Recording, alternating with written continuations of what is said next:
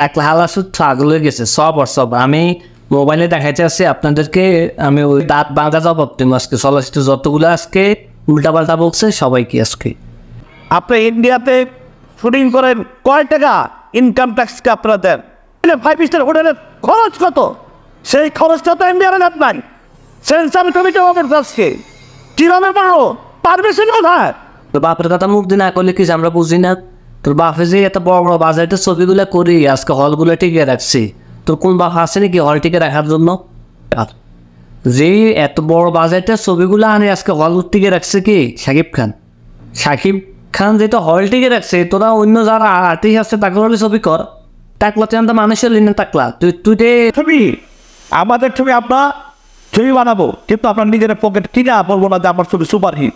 এই কথা আমরা জীবন বলবো না। এই কথা যারা বলবে অনন্ত জলির বাচ্চাইল ছবি বানাইছস তখন পাওয়া গালা দিয়ে বলছস কি লেগে অনন্ত সুপার স্টার এত ভিউ টিকিট সোল্ড আউট, এখন বলতেছস কখনো কইছস না তুই এইসব কথা? এখন তুই বালা দিতেছস। টাকলা বালা করেই জানে যে আমার ছবি জীবনে সুপার হিট হইতো না, আর আমি জীবনে এই জন্য আমি এগুলো অগ্রিম কইয়ালে এইসব কথা। গলাস ধরে যত কিছু করস না কেন, তোর ডেট বেড একবার দিছে খতম করি, এবার দ্বিতীয় আবার কি রেভেন্স আনতে আসস ওইটা খতম করে দিও। কোনো শাকিব খান ধরেন বছর কোনো ছবিই দিত না। শাকিব খানের ছবি যদি বছরে না দেয়, হল মালিকটা তোর অন্য কোনো বাপের ছবি চালাইতে রাজি আছে? শাকিব যদি বছরে 3টা ছবি দেয়, একটা ছবি দিয়ে কিন্তু পুরো বছর ইনকাম নিয়ে আসতে পারে। হ্যাঁ, এই জন্যই তো হল মালিকরা শাকিবের ছবি চালানোর জন্য আগ্রহ। তো ওই টাকলা তোর কোন বাপের ছবি আছে হল মালিক চালাইবো? হ্যাঁ, তোরা আন্দোলন করস, এই করস, ছবি আটকাবি, এই করবি, এই করবি, বিভিন্ন আন্দোলন, বিভিন্ন তোরা মিটিং করস। হ্যাঁ, আশাদ আদনান, টাকলা আর বহুত মানুষ জড়িত হয়েছে, এটা জড়িত হয়েছে। এখন মূলত হয়েছে চলচ্চিত্র যখন পরিস্থিতি ভালো হয় তখন সাকিবের পিছনে শব্দই লাগে। তো সাকিবের পিছনে লাগার মূলত উদ্দেশ্যটা হয়েছে সাকিব সিরিয়াল সব টাকা দেওয়ার জন্য। সাকিব সিরিয়াল যারাই দেখ, যারাই কিছু করে চলচ্চিত্র ভালো হইতে আছে, কোনো অংশে খারাপ হয় না। বুঝি শুনি সিরিয়াল দিতে আছে মানুষকে। আজ পর্যন্ত আশাদ আদনানও কি কয় দেখেন। আমি আসলে আপনি কি এনবিআরের ছাড়পত্র নিছেন? আপনি কত টাকার ছাড়পত্র নিছেন? আপনি কত টাকার ছাড়পত্র নিছেন আপনি দেখান আমাকে।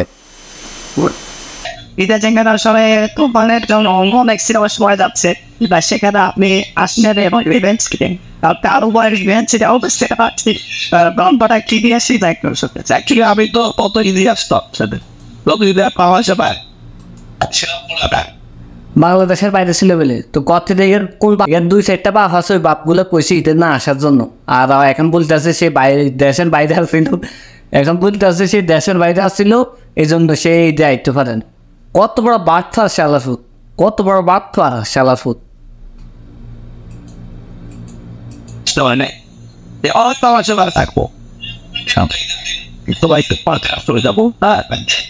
কিন্তু কিংবার দিনের স্টার্টে আসবো, কারণ শিবাদের ইমেজের আসার সময় এই দিনটা আমরা খেয়ে করতেছিলাম যে এই পাড়াস প্রথম আমি একটা ভাষা